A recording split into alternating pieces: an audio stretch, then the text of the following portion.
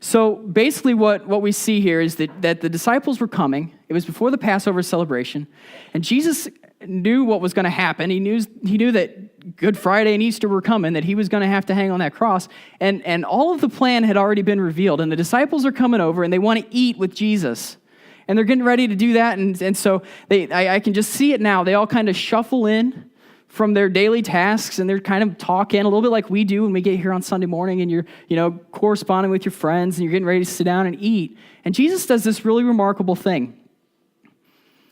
He says, hang on, guys, I want to do something. He decides he's going to serve them. And this is what's really neat to me is this important verse right here. It says, Jesus knew that the Father had given him authority over everything, and that he had come from God and would return to God. So while we're telling this story, while we're talking about what Jesus did, I want you to think about that right there. Jesus knew he was a pretty important person. Jesus knew that the whole world's salvation rested on his shoulders, and that it was up to him to go through this task for every single soul on this earth to have the opportunity to know God. He was a pretty important person. He was way more important than any company CEO. He was way more important than any presidential candidate. He was way more important than any president, right? He was God. He was very, very important. Now, as you're thinking about this important level of stature that he held, and he knew he held it, this is what he did, right? He takes off his robe, got up from the table, took off his robe, he wrapped a towel around his waist, okay, in front of all of these guys, wraps a towel around his waist and poured water into the basin, and then he began to wash the disciples' feet, drying them with a towel that he had around him. The most important person in all of history is wiping down the feet of the people that serve him. He's digging in. He's getting to know them. He's humbling himself in a way that people don't want to have to go to stoop to. Like, could you imagine Hillary Clinton or Donald Trump or Bernie Sanders, them, getting down and washing people's feet? No, they don't do that stuff. They're too important, right? They don't serve other people in that capacity. They do have a good job. They do serve in various capacities, and I don't want to knock that. But what I'm saying is Jesus took it to the whole next level. He got down and he washed the dirty feet of the people that were following him. He wanted to serve them. Basically, the way that this whole process works, right? Why wash their feet? Well, they didn't have paved roads then. They walked around in the dirt with sandals on. Obviously, their feet are filthy all the time, okay? So they go into a house, and typically there's a wash basin there that they would see, and they would take their sandal off, and they would wash their foot, dry it off, and then they'd enter the home, because you don't want to track all that in through the house. You kind of keep it contained. A lot like what we do at our house. I don't do it, but Aislinn keeps telling me to, is take my shoes off at the front door, right? Same kind of reason. We trample dirt right on into the house. But they didn't want to do that. So typically there'd be a wash basin. They'd get in the door of the house. They'd greet their host, and they'd wash their feet and move on. Or if the host is really well-to-do, they would have a slave that would do that. They'd have a servant that they employed that their job was to wash the feet of their guests. So they would get on there and they'd wash their feet, and then they could go into the home and they'd have dinner, or they'd have whatever the greeting was. The master of the home wouldn't ever do this for his guests. It wasn't customary. It wasn't something that they did. So Jesus wasn't just doing this out of custom. He was actually doing this out of service, which I think is really, really cool. So Jesus is washing their feet, and he gets to the guy named Simon Peter. And Simon Peter was kind of his go-to disciple in a lot of ways. And Peter says, no, Lord, you cannot wash my feet. You're not going to do this. You are too holy. You are too good. He called him Lord, which means master, which means, you're not going to do this to me. I'll wash my own feet.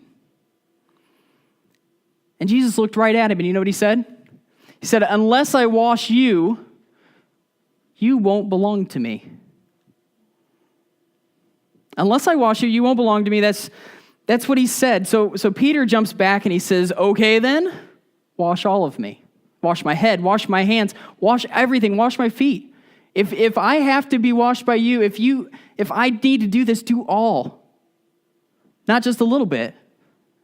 It's a pretty good response, right? But Jesus says, no, I only need to wash your feet. You already took a bath today. You're clean. Only part of you that's dirty is your feet. So why would I wash the rest of you if it's already good? I'm just going to wash your feet. And you know what I really like about that statement?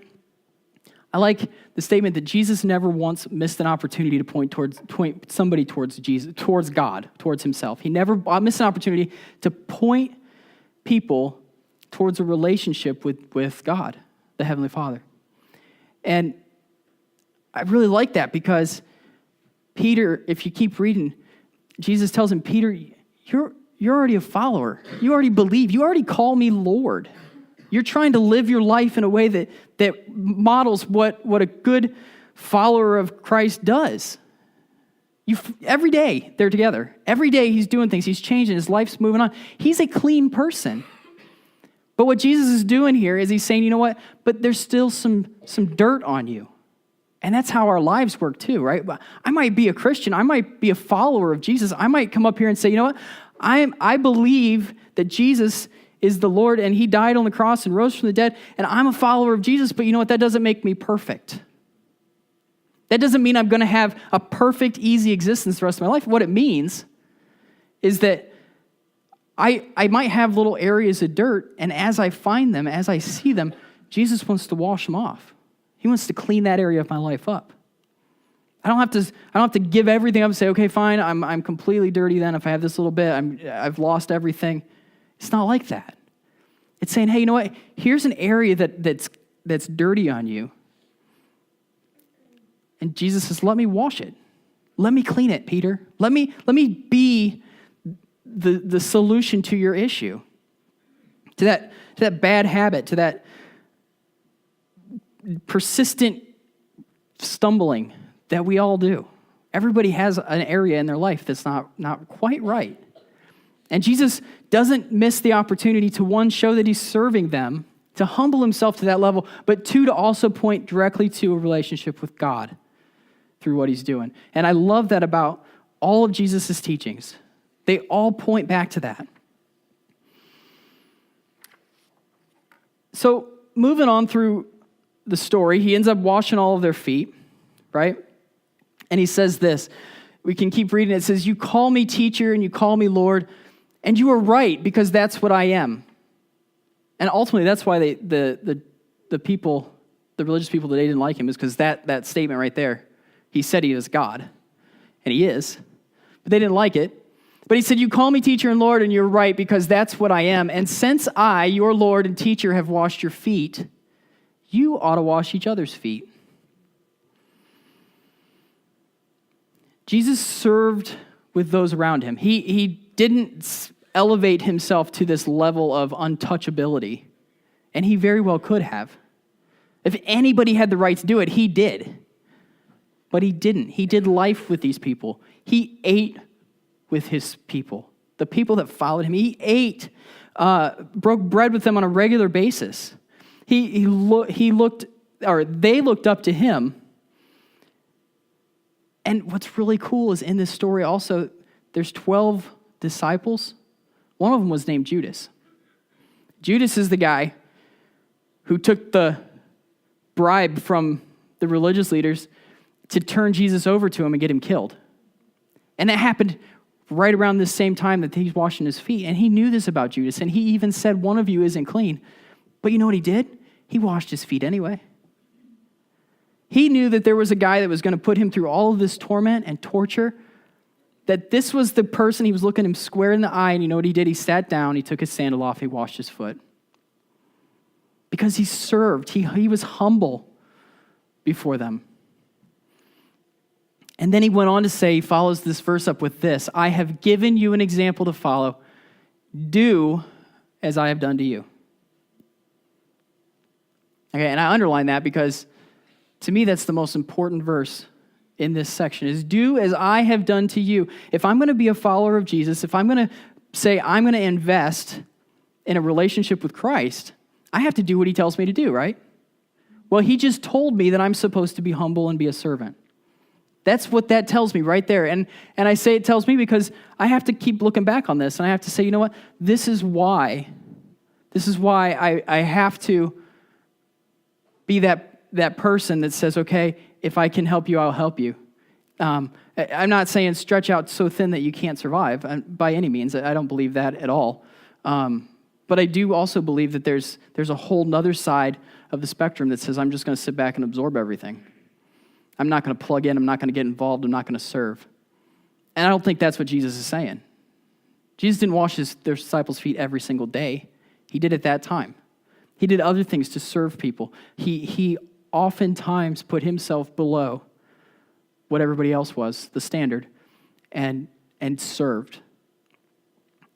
So as I look through this, I have to remember that this here is not a suggestion. This is a command. It doesn't say if I want to, or if I have a few extra minutes to, or if I can pay someone else to. It says do.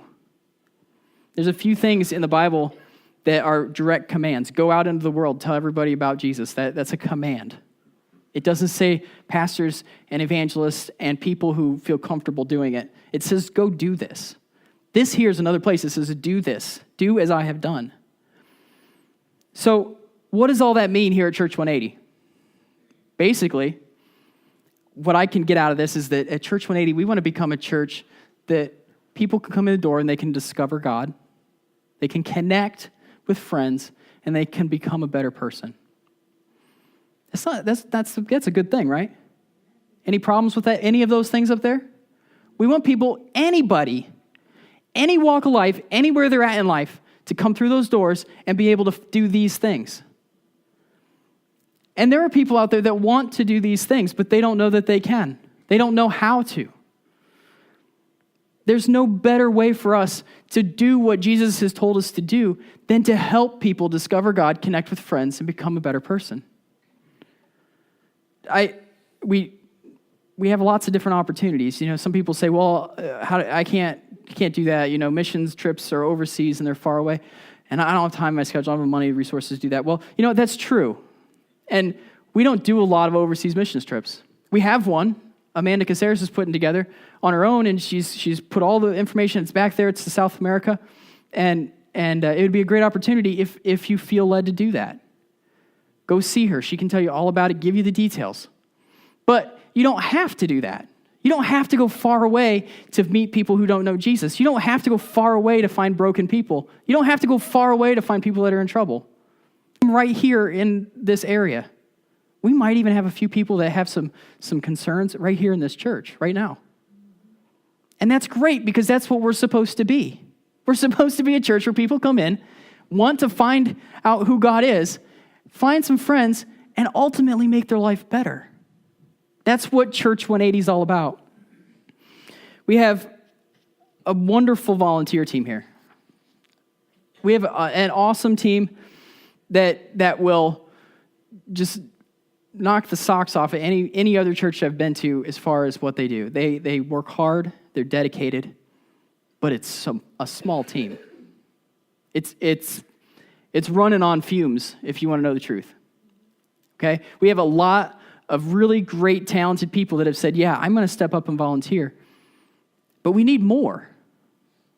We need more people to step up and say, you know what, I'm going to humble myself. I'm going to be what Jesus said, and I'm going to go find something in our church that I can make a difference in our community. I can make a difference in my world. I can make a difference in this church, and I'm going to do it.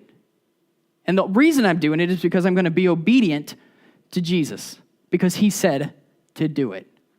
Okay? So it's real simple.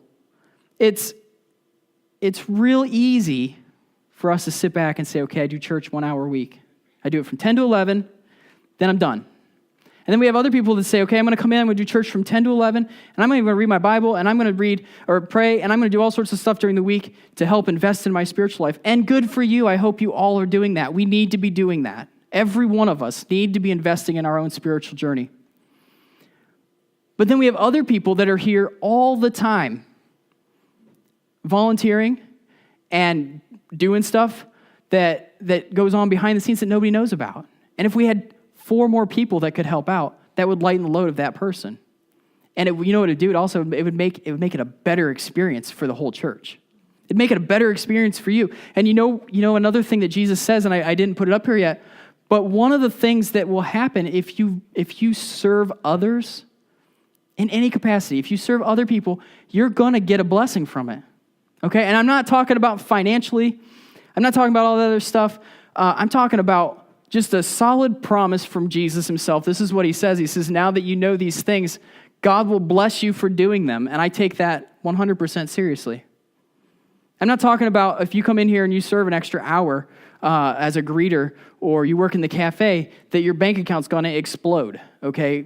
I don't believe that nonsense. Jesus doesn't say that anywhere in the Bible. It doesn't, I don't believe that. What I believe when he says he's going to bless us is that other things in life are going to be amazing. We're going to feel better about ourselves. We're going to experience opportunities. Maybe it's health. Maybe it is financial well-being. Maybe it's an issue that you're dealing with that you can't overcome. But when you start working out this kind of a thing, and you say, I'm going to step out and I'm going to help other people, and I'm going to forget about me for a little bit, and I'm going to do something for you, that right there in and of itself will bring you a blessing because Jesus says it will. And I have to believe everything Jesus says. And here's why. Because he hasn't lied about anything else. So why would I start thinking he's not going to honor this promise too? He says, now that you know these things, God will bless you for doing them. And I'd say take that statement right there for real. If you reach out and you help other people, you're going to get the blessing out of it as well as they are. It's a double blessing. It's amazing how that works. We have great servants here. We have great volunteers, but we do need more people. In the coming weeks, we're going to be talking about this opportunity that we have called Grow. I know you guys have seen this slide, and in the next few weeks, you're going to see this slide a whole lot more. And what we want to do at Church 180 is we want to grow, not just numerically. We don't want to just get more people in the door. We want more people discovering God. We want more people making friends. And we want more people becoming a better person in their life. We want Church 180 to grow deep, spiritually deep. And if we can do that, if we can grow spiritually deep, and we can learn how to serve one another, we're going to receive an awesome experience out of that. You know why? Because if nothing else, we're fulfilling what God asks us to do. And he's going to bless us for that. So I'm going to challenge you each to start to think about growing deeper. And as we dig into this the next few weeks, and we talk about the mission of Grow and what that looks like, the first step, I think, is plugging in through a volunteer experience. And we have tons of them. We have a lot of opportunities right here, already set up, and I'm willing to have a whole lot more if we're missing some. So here's just a brief list of some of the things that we have going on. We have Family 180. We need some workers over there. We got a cafe. Can you serve coffee? Can you put a smile on your face and say hi? Then you might be able to work in the cafe. I mean, it's Evanport Food Pantry. We work in the school here just locally. You know how rare that is for a church to be in a public school? That is like the rarest of rare with all of our separation of church and state and all these laws and whatever. But we have an opportunity right here at Church 180 to reach out to Evanport Elementary School, and we feed hungry children every single week. And that's an amazing opportunity for someone just to get involved and say, you know what, I can do an hour a month to go over there and say, hey, and put some macaroni on the shelves. You know, I'm not looking for big commitments here. I'm saying find something that you can plug in so you can serve. Greeters, ushers, parking lot attendants, AV teams, sound techs, photographers, you know, the list goes on. And here's the thing. We have a whole lot more that we could be doing. We have an area for you to step up and say, I want to serve. We have something for you. And I would love to help you find out what that something is. That would be a tremendous honor for me to be able to help you find someplace to plug in. So one of the things that I also want to tell you here is that at Church 180, when we say plug in, we're not talking about a 40-hour week commitment. I'm talking about what does your schedule look like? What does your flexibility allow for? And we'll work our schedule around you. We'll do what we can do to help you serve without being a burden to you as well. That's the commitment we'll make. okay? Now, what I want you to also realize is this, and it's not often I would quote someone, not Jesus, in the sermon, but I will because this is a great quote. You must be there, or you must be the change that you wish to see in the world. And that you can't get any more real than that quote. If I'm not willing to make the change that I want to see, if I'm not willing to step out there and say, I'm going to make this a better opportunity, if you're not willing to step out there and say, I can help make this a better opportunity, a better experience, a better way to reach our community and our world, then it's not going to change. It's just that simple. If we don't do it, nobody else is going to. And you can take this for whatever you want. It's up to you at this point. You can say, I want to volunteer and I can do this and I want to help out, but I can only do it 1 hour for once a month. That's fine.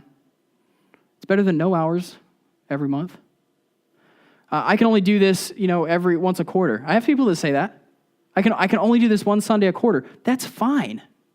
Thank you. Thank you for doing it one Sunday a quarter. That's amazing. And for those of you volunteers that are up here every single week doing something, thank you so much. You make Church 180 what it is. It's so much more than singing a few songs and preaching and praying. There's so much that goes on behind the scenes, and thank you for your willingness to step up there every single week and do what we need to do so we can all be here and experience this, so we can reach out a little bit into our community and change our world. So I got to leave it with this. I can't have Gandhi up there at the end. I have given you an example to follow. Do as I have done to you. Jesus has served each and every one of us. Now, maybe you haven't accepted that yet. Maybe you're not at a point where you're like, I'm ready to say I'm going to jump in and follow Jesus, and that's perfectly fine. But you know what?